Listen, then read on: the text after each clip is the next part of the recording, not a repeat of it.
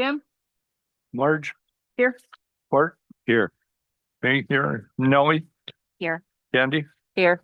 Kathy, Here. Nancy, Here. Dave, Barbara, Beth, Here. Bev, Joe, and Mr. Summers. Are you here? I'm here. We can go. Like 5 times I'm here. Who's missing? There's 12. Thank you. So a quorum has been established. Do we have any amendments or changes to the agenda? If not, I would accept a motion to accept. Do we have a second? I'll second. Barbara made a motion to accept the agenda as presented. Candy seconded. Those in favor signify by raising your hand. Unanimous. Okay, President's report. First off, I want to thank Candy for stepping up and taking over nominations and elections. You're welcome. And she did a good job. I applaud myself. Thank you. Thank you. So, we do appreciate it. And I want to thank all of the staff for the whole year of support and help, and especially for the ones that had to deal with me. You're not supposed to agree. So, the office staff has been great. They've helped us in many, many ways. David never growls at me when I ask a question. He smiles and then growls after I leave. Sometimes he says, I'll ask Scott if I can tell you that answer. But it's been great, and really I appreciate, and I think the whole board appreciates all the help we get from the staff. Yes, we do. Thank you. CEO's report. Okay, well, I want to echo those. Thank you all for a great year. It's been a pleasure working with everyone. This is the end of this particular governance year, and next week we have the annual meeting, and then the new board gets seated at a special meeting next week. So I want to thank you all. It's been a great year as usual. Thank you. Couple updates. We had an election yesterday, in case you didn't know. And the math is complicated, but I want to be able to just provide to you on screen how it all works out here. Remember, in Green Valley, votes are tied to properties. So the vote isn't tied to the membership. There could be 5 people that are on title in one house, but that one deed restricted property equals 1 vote, not the 5 people that actually live there or that are on deed. So there are 12,672 eligible properties in this election. Eligible means they've paid their dues, they're not in arrears, et cetera, et cetera. So there were that many eligible properties. There were 3,248 eligible properties that voted, which is 25.6%. Now we're going to talk a little about members, but 3,033 members cast votes for 3,248 eligible properties. Now that means there are more members or more properties than votes. That's because there are people that own multiple properties. There are members that own 10 or 20 or 30 properties. And so they are entitled to 20 or 30 votes. Yeah. Wow. So wait a minute, Scott. So I want to make sure that everybody understands it. Actually, I want to make sure I understand it. Mhm. So we have 3,248 that voted, but of those that voted, only 3,033 cast a vote. So what? Yeah, there are 3,033 members of those properties. Oh, okay, okay. But Gotcha. they owned Okay. multiple properties, so Okay. they cast 3,200 votes. Okay, thank you. Like I said, it's a little confusing. It was a little reluctant even to share so much detail because it took us a little bit to wrap our heads around this one though. But anyway, of the votes, there were 9,172 votes, total votes out of a possible 38,016 votes cast. That would take all of those properties or all those possible votes times 3, because there were 3 times to vote on this election. That gives you 38,000. So that's 24.1%. The real math, though, is here in the election results. This is really what matters. And you can see here, this 9,172, that's the total of all the votes cast right here at the bottom. All these votes total up. So the top election vote getter was Steve Reynolds. He had 2,196, which was 23.9% of this bottom number here, 9,172. So again, he had 2,196 votes. That's 23.9% of the 9,172 actually cast. Instead of the 17.3. The 17.3 is based on the eligible properties, Okay. the eligible votes instead of those that actually did vote.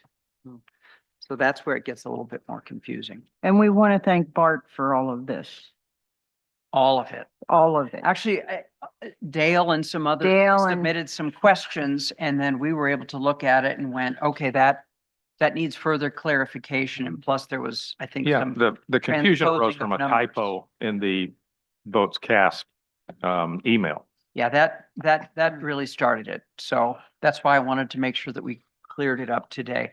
Again, at the end of the day, the thing that really matters is here, the election results. We know that there were 9,172 votes that were cast yesterday, and we know that Steve Reynolds received 23.9, Lanny Smith got 18.2, April Hassan Hillard got 16.1. I just love saying that, April Hassan Hillard. Beth Dingman got 15.7, followed by Jody Walker at 13.4 and Dale Howard at 12.7. So that is how that shakes out. Are there any questions? Okay. All right. Clear as mud. Clear Thank as mud. you. It kind of is. It's pretty complicated. Just a couple updates on some projects. I don't have a lot of big changes from the last time I gave you an update. We're still at about 30% design for the Lapidary Club expansion here at West Center. That is moving forward though, which is great. The last time the board met, the board awarded a contract to the low bidder, which was Building Excellence, to move forward on the artisan shop. We expect that project will start the first week of April. Just a reminder, the West Center Membership Services expansion, which is this lobby area, is put on hold, at least for this year, most likely, unless we can come up with some additional money. But because the metal art shop, which is the next item on this list, I don't know if you still have this or not, but that was budgeted at 150. The low bid came in at about 235. We are value engineering with that bidder to see if we can get that cost down. It's very likely that we won't be able to get it down to below budget, which is why we're putting the other project on hold, the metal arts the West Center project. But not metal arts. No, not at this point. I'm not recommending that. I really want to move forward with that. And I think the rest of the board does too. So that's really the reason, the impetus for delaying the West Center expansion project. We want to make sure there's enough funds available, and the West Center lobby project was budgeted 150,000. So we're hoping we can tap into that and planning to use some of those dollars to move forward with the metal arts project. Desert Hills locker room combined with the Desert Hills ceramics kiln room expansion. That's really one project, even though we're identifying it as two different projects. We're bidding it as the same though. Those bids are due next Friday, so we're excited about that. So along with that project, as well as metal arts, we're hoping to bring a recommendation to the board the end of April to award a contract so those projects can move forward. We are finalizing some cost estimates and plans to upgrade the pool and the equipment at Desert Hills. Again, the good news is, doesn't look like we're going to have to replace the pool, and it looks like we're going to get in with a reasonable amount of cost just to make the needed improvements. East Center Gas Manifold Project, that's um, coming in a little bit more expensive than we expected it to be. So that's on hold right now too, but our project management team is working to see if we can get those costs down. And then the pickleball expansion project. They held, the pickleball club held a tournament this last weekend. It was a fundraiser to make improvements out at the site potentially, which with some potential court expansion and some other amenities such as wind sails and shading and that kind of thing. It was a very successful event. They had to delay it on Saturday because there was rain the night before and that day. So the courts had to dry and it was a little cold, but they delayed and it was very successful. So we actually have a meeting with the architect, another update this Friday, I believe. The architect is putting together concept drawings. We've had several site visits with some of the pickleball club leadership, our project management team, our chief operating officer, myself. And as I said, some of the club officers on talking about where things could possibly go. And so the architect's been taking a lot of notes and they're going to be putting together some concept plans. So the end of the meeting in April, we're also planning to ask the board to approve those concept drawings and plans for the pickleball court, as well as approve a memorandum of understanding with the club that essentially says if the club raises the funds, then for all intents and purposes, GVR will move forward with going out for bid, awarding a contract, and actually moving forward with the project. So we're hoping that we can ask the board that question in April. That is it for my report. Any questions? Those pickleball courts will still be ours though, GBR. courts. Absolutely. Absolutely. Owned, maintained, operated, 100% GVR property.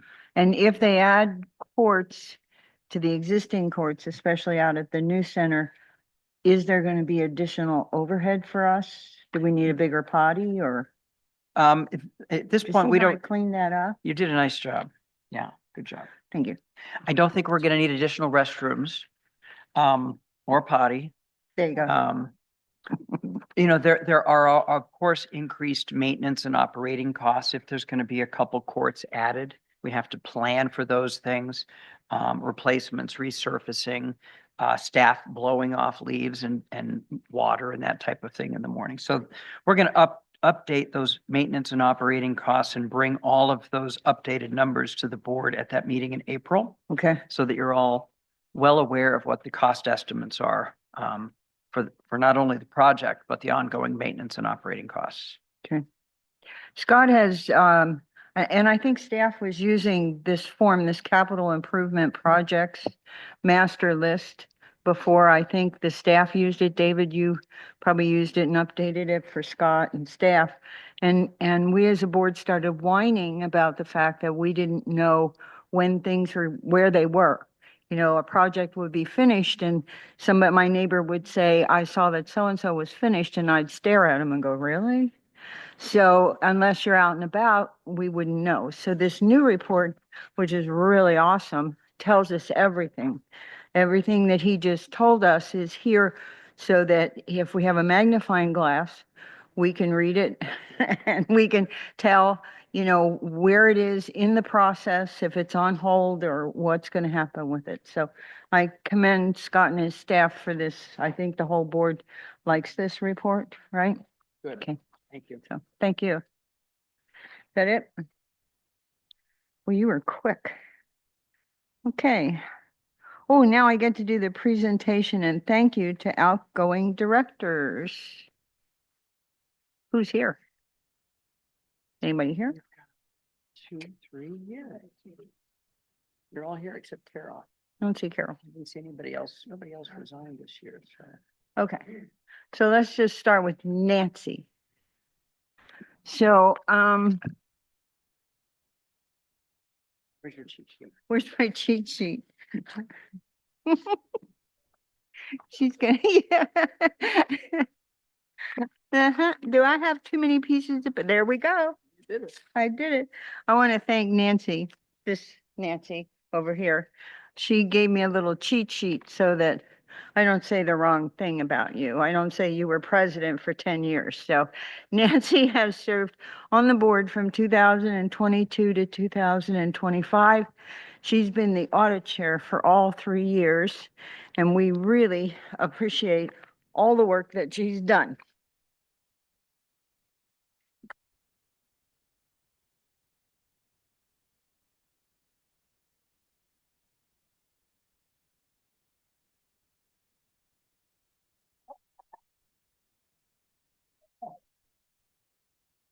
Ammunition. Okay.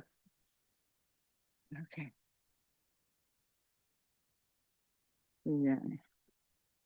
Okay, Jim Carden. Jim has served on the board from 2022 to 2025. He is currently secretary of the board. He was treasurer of the board. He was the assistant treasurer of the board prior to that. He also served as the chair of fiscal affairs and the P&E committee, and he listens to me when I call him wine. So we are really going to miss you. Oh, you're right. I didn't bring you wine though. No wine.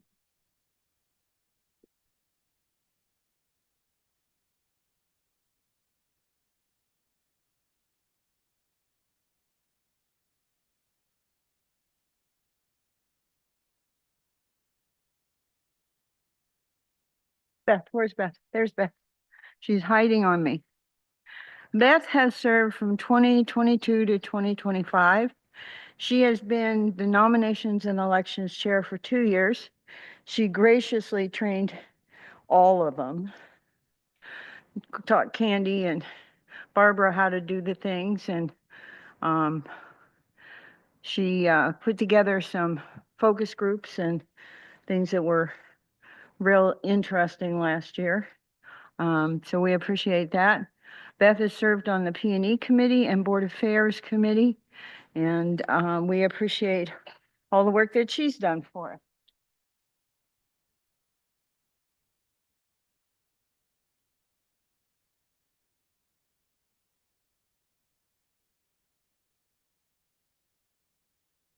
These are great notes, Nancy. Thank you. Then we have Joe. I'm going to keep Joe's pen because it's really nice. Joe has served on our board from 2023 to 2025. He filled Laurel Dean's term.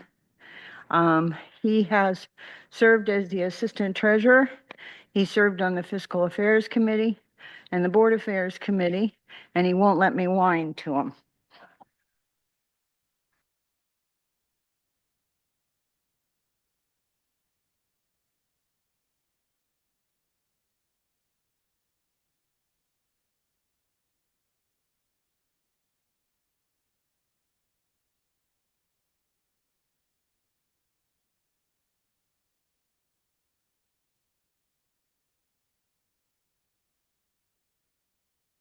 Yes. I think they're made. Yeah. No. Nancy, were these made by the wood shop?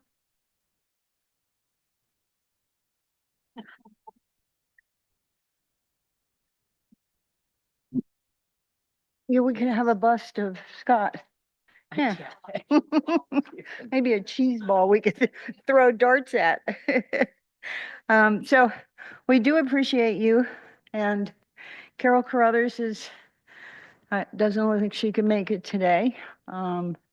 She had to leave the board for health reasons, so we'll get the pen to her.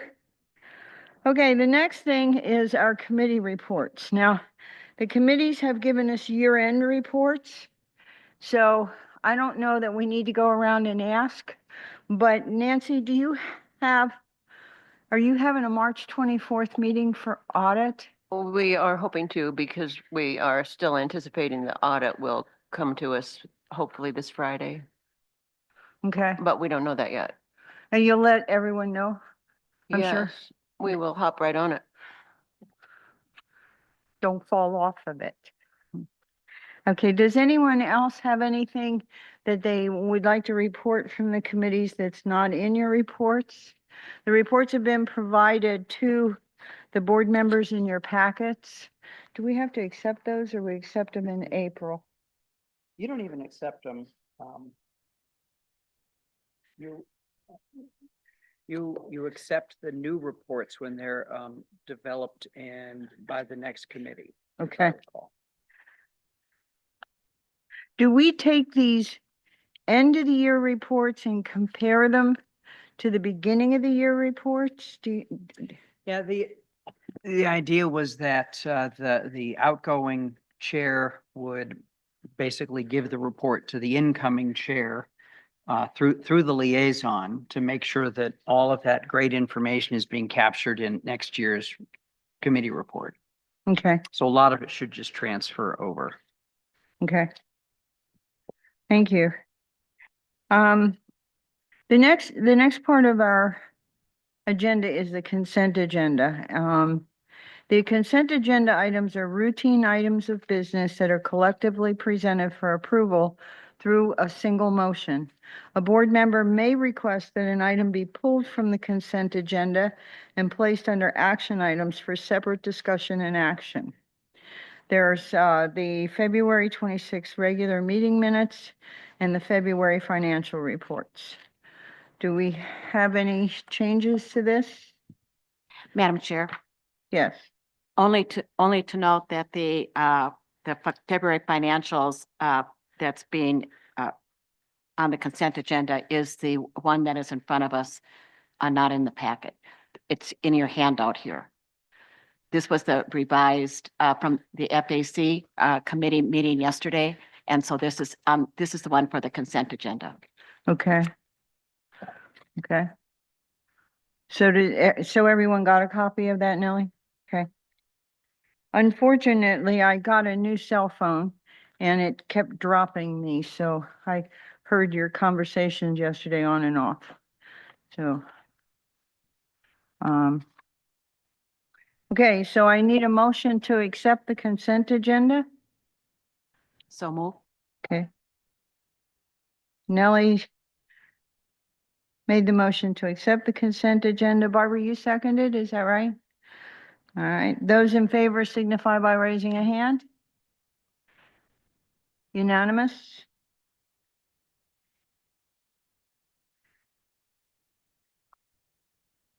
Okay, we have the action items on this agenda are the first one is Fiscal Affairs Committee recommendation to amend bylaws for check signing amount. Scott, are you doing that or?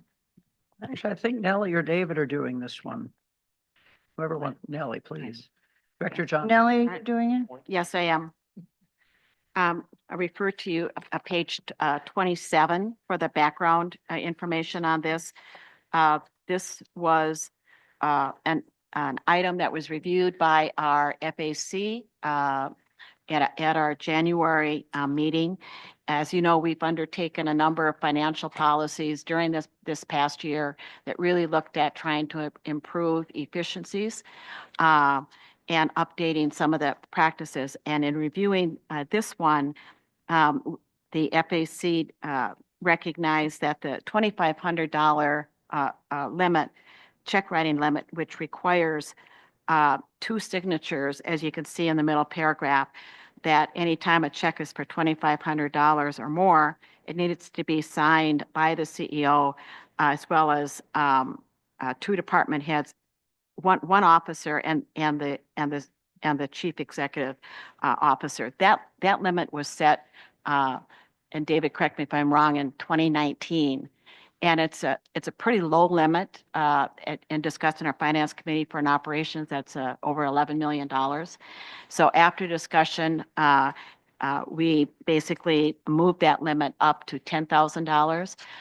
Considering the professionalism of the staff that we have internal controls that are in place within our finance committee.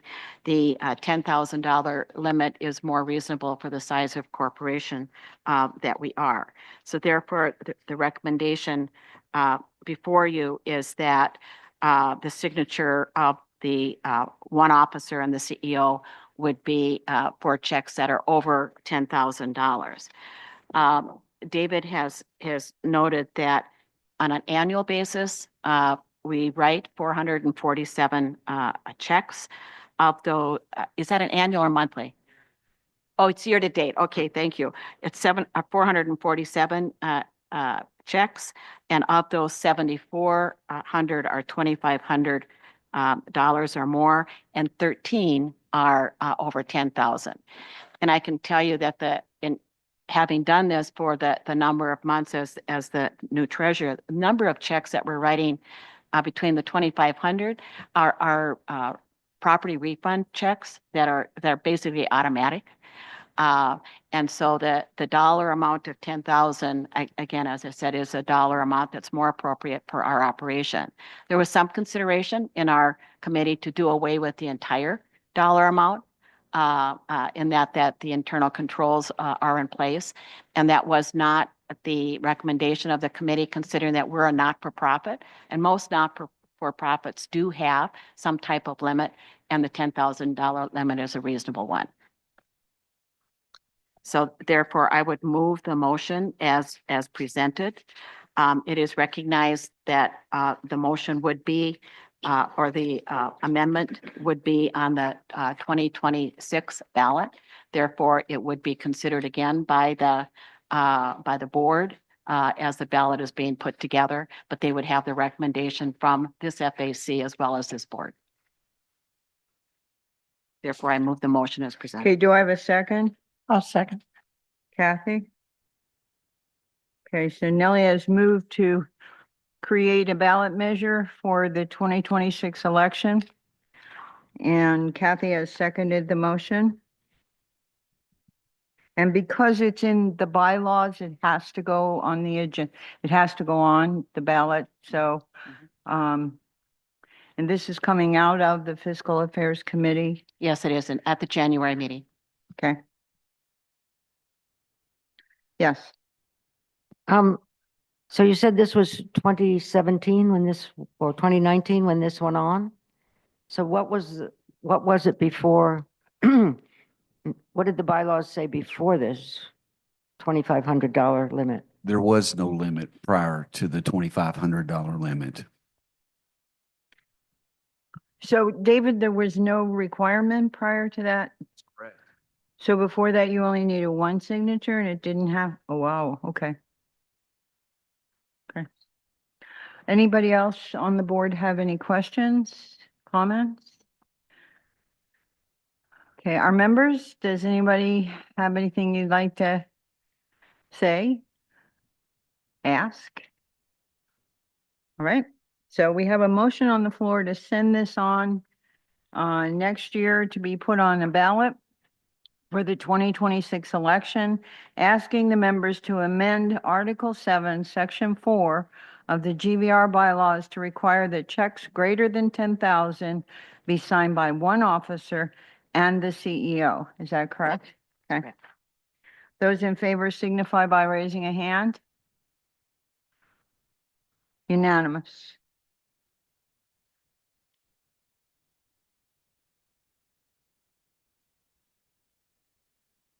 Okay, and the last action item is the amendment to the San Ignacio Villas HOA, the CCNR's Article 8, Section 8.10. Scott, are you doing this one? Yeah, so this is kind of an unusual request. I don't know that this certainly hasn't happened in my tenure, and I don't know that it's happened previously, but the GVR does not have a legal relationship with any of the HOAs within the GVR boundary. That said, GVR is named in their CCNRs as one of the declarants, thank you.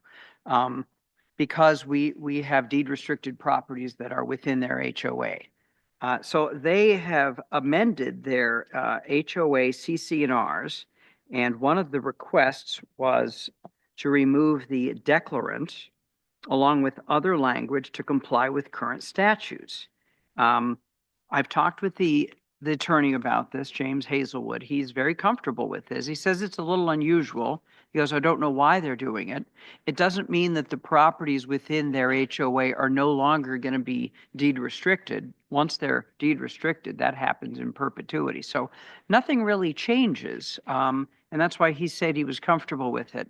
Again, it's very unusual to have an HOA actually do this, let alone submit the request. And they had asked me if I would be willing to sign that. And I said, well, let's do a little research here. Now, James Hazelwood, our attorney, says that he's not comfortable with me signing it without board approval because you've got requirements within your bylaws that do say the president shall sign and upon the approval of the board, any types of deed restricted items or anything associated with that. I think we maybe could have moved forward with it without bringing it to the board, but I wanted to just be extra sure and extra safe. So if you are willing to move forward with this, and I'm recommending that you just add the language to this recommended motion that says basically, and authorize the CEO to sign the amendment. I didn't include that in your staff report. But if you would add that to the motion, I think that would be helpful, just so that it's crystal clear that the board did authorize me to sign it. Yes, ma'am. Scott, did they say why they were asking for this? You know, according to what they said in their email to me and talks, they just said they were just trying to comply with state statute. But there's really no reason for them to remove the declarant to comply with state statute. I think it was just their attorney's recommendation, probably just cleaning up things, which makes me curious if this is going to happen a little bit more often. Hmm. I kind of hope not. Depends on what kind of fee that lawyer got for that advice. There you go. That's a good point. Any That's a other good questions? question. Are there any other questions from the board? I have a question. So Okay. GVR is considered the declarant? That's my I understanding. thought maybe when I read it this morning, I thought it meant the previous owner of that villas, before they turned them into an HOA. You know, I hadn't thought about that. That That's could the way I actually- read it. That could Yeah. actually be it. Yeah, don't they usually call the declarant as the contractor or the, Yeah, because they just turned I'm into an HOA recently, within the last few years. You're right. In fact, when you look at the language on page 32, you can see what's being stricken. Yeah. Now, they do have Green Valley Recreation listed in there, the second paragraph.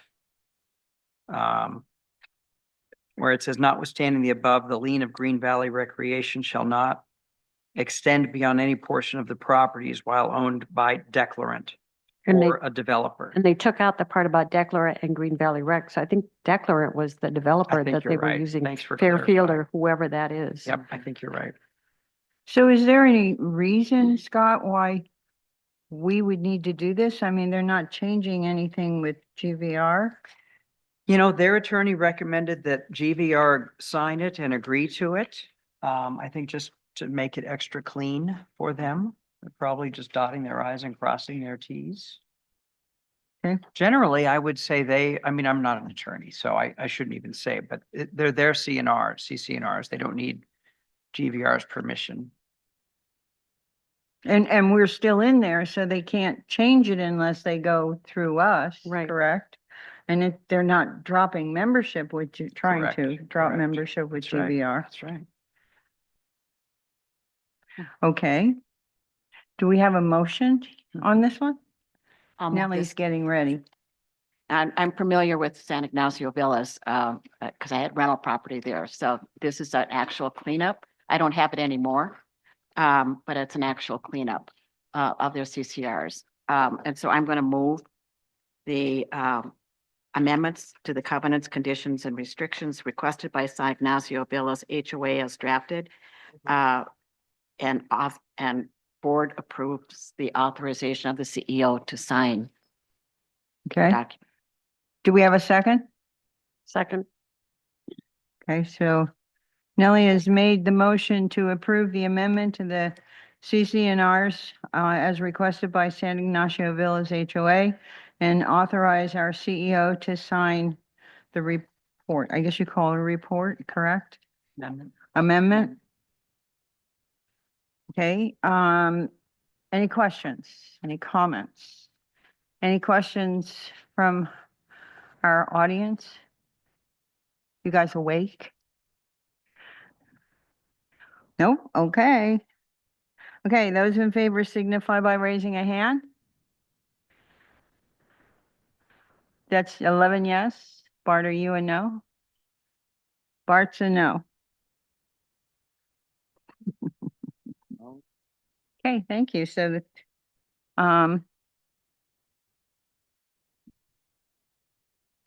the next section of our agenda is for member comments. I'm gonna sit here and stare at you until somebody comes up to the mic. Yeah, I guess I could be here a while, huh? No comments? Okay. I'll accept a motion to adjourn. Move to adjourn? Who said that? Bart? Second on the motion to adjourn. Candy. Okay, the motion to adjourn was made at 2:37 PM, 2:38. Those in favor? I want to thank this board for working so well together. We're going to have an annual meeting next week, next Wednesday at 9 o'clock in the morning here, right? So, room 2. Room 2. Room 2? Oh, no, I'm No, sorry. I here. was thinking of something else. Of course, it's right here. Yes. I caught him sleeping. Thank you. Okay, so it's 9 o'clock next Wednesday here. And the agenda will be out this week, Nancy? Okay, all right. Thank you all. And there's wine.